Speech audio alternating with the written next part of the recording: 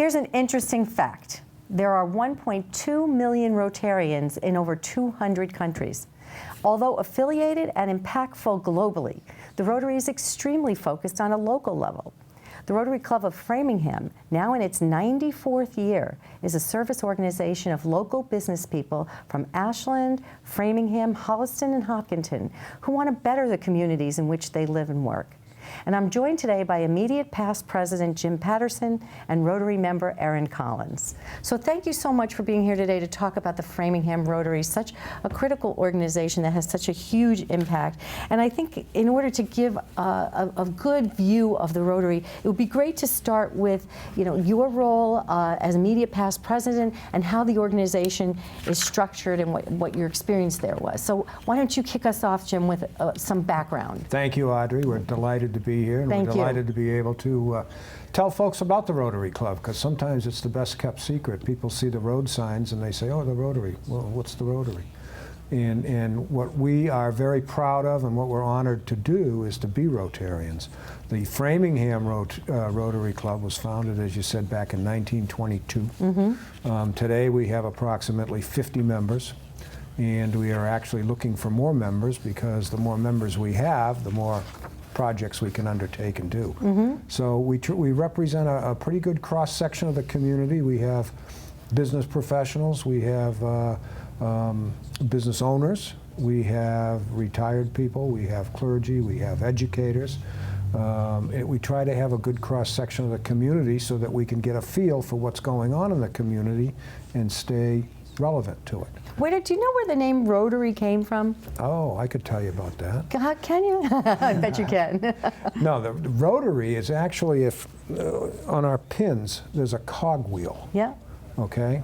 And that cogwheel was developed back in the early 1900s when the original Rotary Club in Chicago was founded, and they wanted to be a cog in the community and how it works. So they, out of the pin, developed the concept of Rotary. Interesting. Erin, you're a member of the Rotary. How long have you been a member? I've been an active member for just over a year. And so what brought you to the Rotary, and what was it that attracted you, and how is it since you've been a member? Well, having lived in the Metro West community for over 10 years, and then having worked in the immediate nonprofit Metro West community for over 7 years, I really wanted to know more about the community that I was working and serving in. So the Rotary was once I was invited and came in and met everyone around the tables, that it's a really great way for me to have a sense of not only my community where I work and live, but also the business that I want to do or choose to do, that I want to support the local ventures in the Metro West community. And it's a great avenue for me to make my choices not only for myself and for my work, but also for my family. I want to purchase things downtown. I want to partake in the agricultural or the events that are happening. I really want to embrace where I live, and I think Framingham Rotary has done a great job of that, introducing all those components to me as opposed to just living here. And stepping up and being a part of something that something you more, think is not, something that I can give back to and put my efforts towards. That's great. Now we know that there's a local organization here, and we know that you're affiliated with a very large Rotary organization that's international. So perhaps you could just give us an overview of that. Of the international organization? Yes. Think of Rotary as really 3 levels of serving. Okay, and remember that our motto is service above self. So we try to service locally, we try to provide and make a difference to people's lives regionally, and then it pours over to international. And as you said, there's 35,000 clubs around the world, and they make an impact every day. So the different kinds of projects that occur are varied, but the most interesting fact I think I've ever learned about Rotary is that everything originates. Every project that Rotary has originates at a local club somewhere. We're very close to eradicating polio across the world right now. There are only 2 countries left in which people have polio. For the last 20, 25 years, the Rotary, International Rotary, has actually gone all the way around the world and eradicated polio by providing vaccines for kids and getting them inoculated. Unbelievable Tremendous project. And a lot of people don't even know what polio is anymore. Right. But it was a huge problem, and the only 2 countries I believe right now that have it are Pakistan and I want to say somewhere in the Middle East, but there's, Syria, as a matter of fact, which is understandable, war-torn and ravaged at this point. But Rotary's there, and they're trying to help out, and it really is an amazing thing that goes on.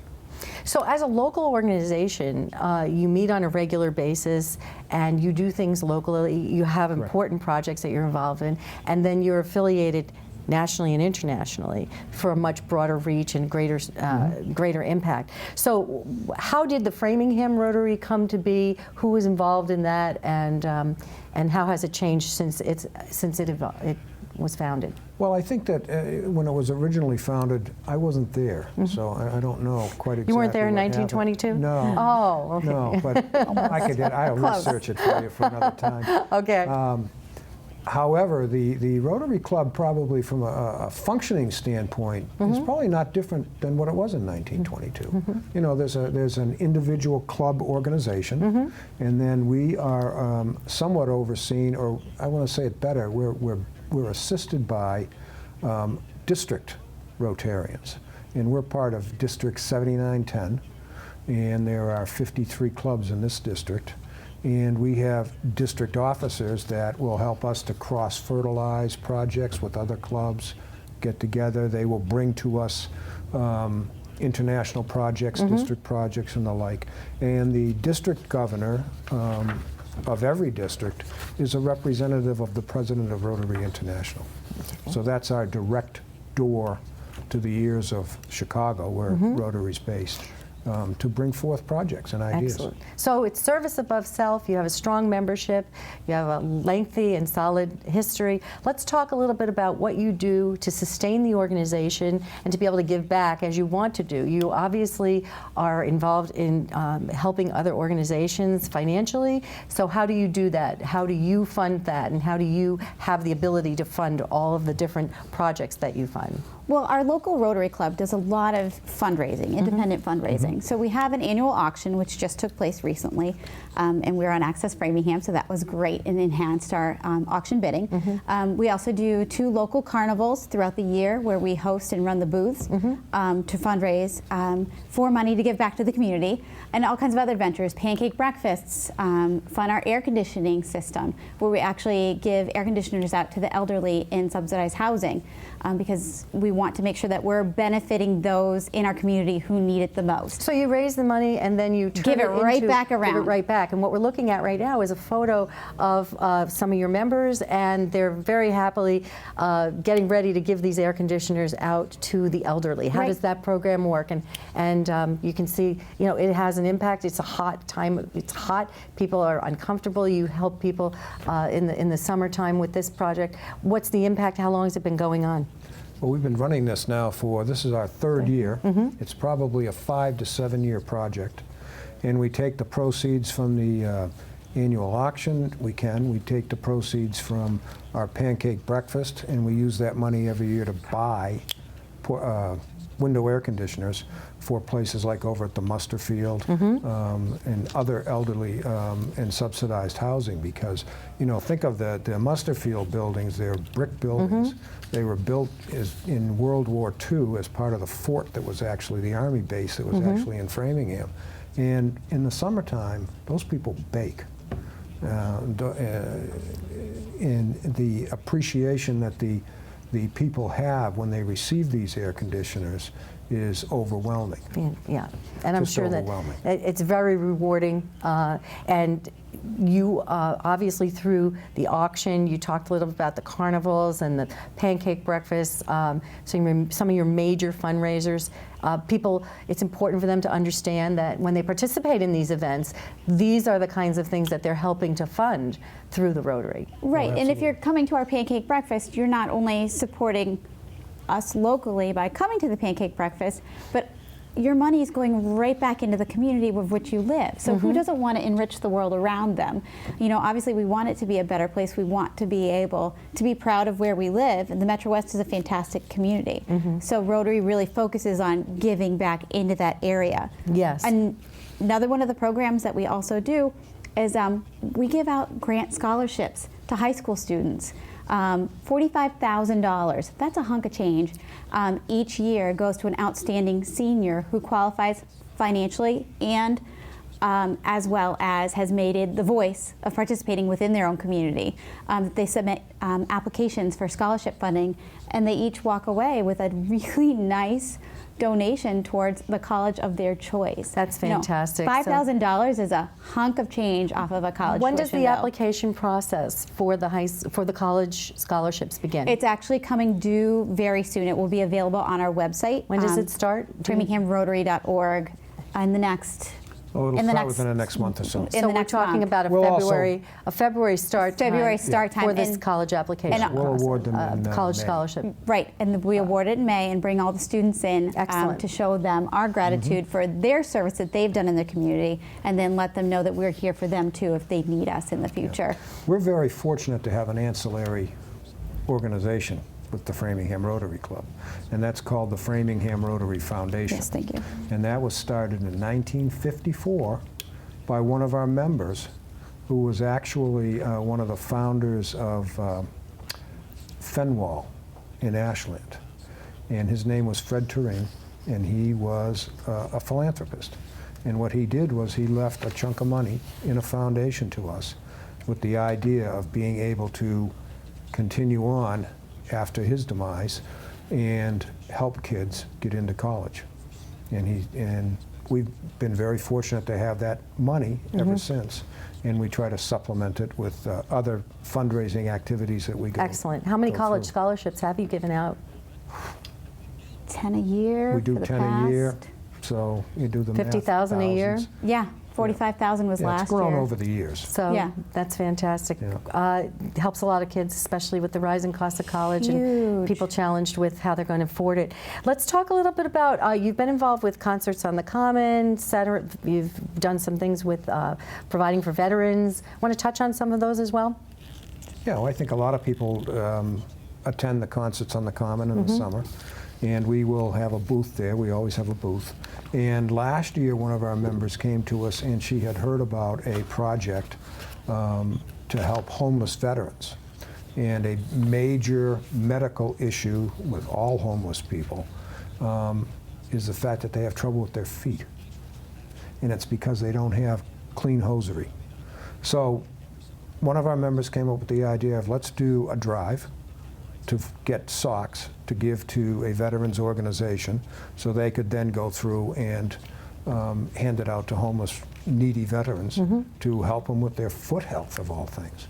And it caught on. We raised, I think it was something in the neighborhood of 40 dozen socks when it was all done.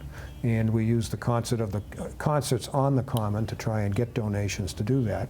And I think the second to the last concert of the year, we presented them and completed the project.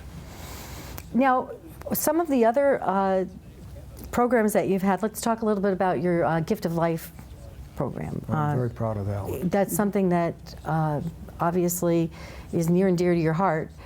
Tell us about that. Well, I was privileged to host the young man who came here last fall, a year ago last fall, from El Salvador.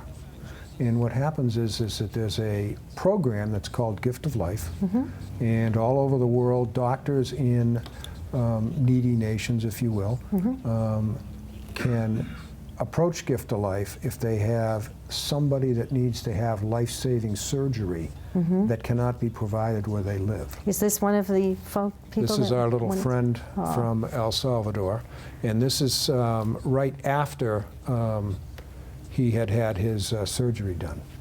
And Brian, he's 10 years old now. He was here in 2014, and he lived with us and another family in our club for the month that he was here. And he came up here with a heart defect that in El Salvador, if a kid's got that, they're going to die if they don't get it corrected, and they can't fix it there. So at Mass General Hospital in Boston, they fix these every day. You know, it's almost like going to the barber shop. Come in, take a number, and we'll get to you. So It's just a matter of being able to access that. Right. Access And points. that's what you facilitate. exactly right. So we raised $5,000 to get him here. Excellent. Mass General Hospital group donated the surgery. And we have a young man that's now back in El Salvador who is going to potentially realize his potential. Excellent. Excellent. He got a chance. Yes. He changed a life. And it's So- very, very rewarding. And what is the impact of the Head Start program that you work with as Well, well? the Head Start program is kind of a fun thing that we've been doing for a number of years. I bet at least 10 years now. And what we do is at Christmas time, we bring the kids from the Head Start program. We had about, what, 50 kids this 50 year, I kids, think? 2 buses. And So one of your attendees right they were here. one of our attendees Yeah. at Ken's Steakhouse. And the fun part about this is that Santa shows up. Each of these little characters goes home with a gift. And you know, a lot of these kids, they're 3, 4, 5 years old, somewhat underprivileged. A lot of them have never been in a restaurant. So we bring them to Ken's Steakhouse, where we meet every Monday, and we serve them a lunch. And I don't know if this young man looks like he's eating a lemon, but I don't think we serve the lemons to him. But it's fun to have them. They appreciate it. Yeah. And it's just one of our projects of giving back to the community. And again, There's these- entertainment. I mean, they come in, there's Oh, we have a clowns or musicians, who's somewhat of a comedian on the side. So it's a whole program for them to enjoy. It's just out of the norm. It's just something new and different, a new experience, and then they get to walk away with something to take home. And so all of these opportunities obviously are made available due to some pretty, I should say, pretty fruitful fundraising efforts that you're hoping to sustain and to have people contribute to long term. Sure. And they're local, but then there are far-reaching efforts. Like, for example, you were involved in the program to bring computer access or computers to Zimbabwe. Yep. We have a member of our club who came up with the idea. He was a Peace Corps volunteer in Zambia when he was younger, and maintained over the years. I think Bob's Contacts. about 50 or 55 years old now. Maintained over the years a relationship with the village in Zambia that he worked at as a Peace Corps volunteer. And staying in touch, he's very familiar with the educational opportunities that are not presented to those kids there. And he came to the club one day and with the idea of, why don't we buy computers and Yeah. take them to Zambia? And he went to Zambia. He and went helped to them. Zambia. Oh yeah. Oh, yeah. And- Bob went to Zambia on a Rotary And brought the Exchange. computers? and brought the computers and got those. Outfitted I the think we have a building. photo of that, yeah. Yeah, air conditioned the building, because of course the computers have to be are temperature sensitive, which is a big deal. especially Zambia. in Zambia. Yeah, absolutely. So, and then obviously, offering a child an access point to not only enrich the current education that they're receiving, but you've just opened the door of the world to a child who didn't How many have people that. then had the computer access at that time? How many It's- people? Then got access to computers that didn't have the access Oh, before? I think the the class school. was 30 or 40 Excellent. units that went in there. So Oh, okay. I don't know exactly how many kids had that advantage. I don't know how big the school was. I don't remember. A couple but- hundred. But that's, when I said everything originates at the local level, we ended up having some international funds allocated to the project. We raised some of the money for the project, and our member got it done. Excellent. Now, do you work just as the Rotary, or do you also work with other foundations? We that do are a lot with other involved local locally? foundations. I know Impact Framingham was here previously. Rotary's worked with them. Boys and Girls Club. Jim can talk better about. But other local nonprofits can apply to Rotary for funding from all the money that we raise locally and that we want to give back to improve the lives of the community. So if it means, the YMCA is looking for funding for enrichment for their High Ropes course program to bring some at-risk youth to experience that, they can apply to the Rotary Club for the funding to go back out into the community. Daniel's Table through Foodie Cafe was given funding to help feed the hungry in Framingham. Once again, we're raising funds locally and we're giving it right back to improve the lives The Rotary Club serves meals every fourth Thursday. Come on down, Pearl Street Cafe. The Rotary Club volunteers there. That's once where again. I'm going after this, as a matter Jim's of headed there fact. today. Giving back to the community. There's no financial reciprocation in that transaction today at 5 o'clock. But what we're doing is we're building community, and we're building those long-term relationships so we can help each other with those resources. Another example of working with other organizations is the Metro West Foundation. Yep, Butterworth. The Health Foundation? The Yes. Health Foundation. And we teamed up with them to build the playground at the Butterworth Park over in downtown Framingham. Right. And it's been a wonderful exchange. We're 1/3 of the way through that project. But yeah, we love to work with other organizations because they've got ideas. They give us the opportunity to identify where we can make changes to help to enrich our And together community. we can form those resources to build things like a new playground, take down a dilapidated one and build a new playground to benefit the community, because kids should have the right to play. Right. Just those small things that really add up.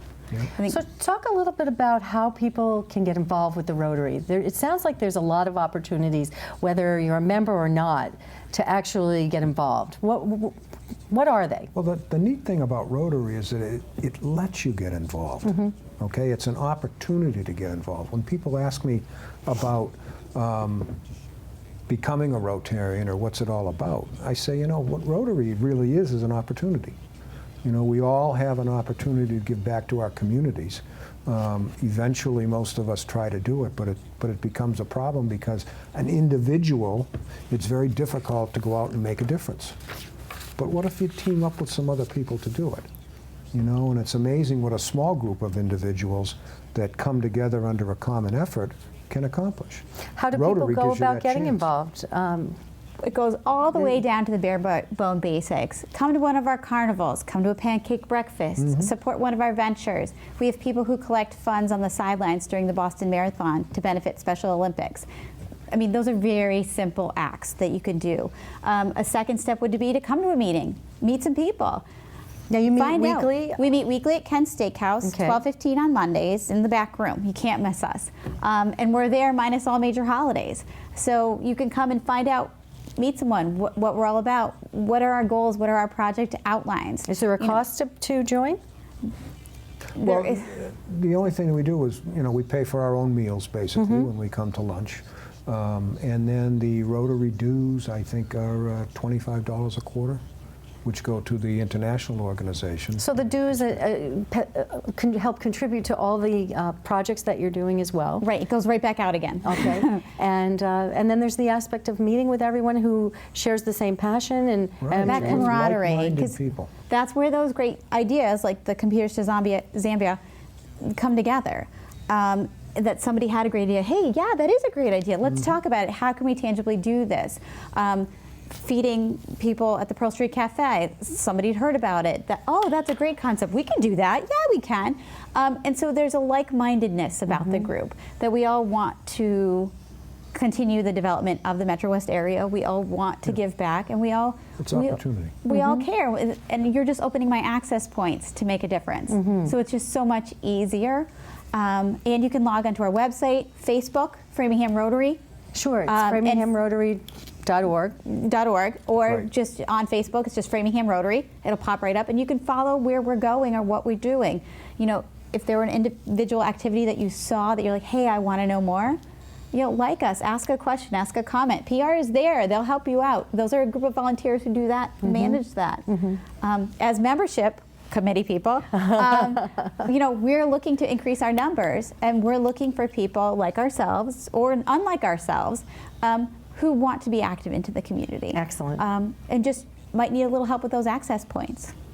Well, you've given people a lot of opportunity to learn about the organization and to find out how to get involved. Well, we're and you're delighted to doing a do lot of great work. So, the most important thing to remember, about the Rotary, there are so many great things, but the Rotary meets every Monday, as you heard, 12:15 at Ken's Steakhouse on Route 9. And to find out how you can get involved, You heard some of that here, but go to www.framinghamrotary.org. And next, you'll hear more about a foundation that's also working with community partners to create meaningful and lasting change in the health of Metro West. We'll be right back with the Metro West Health Foundation.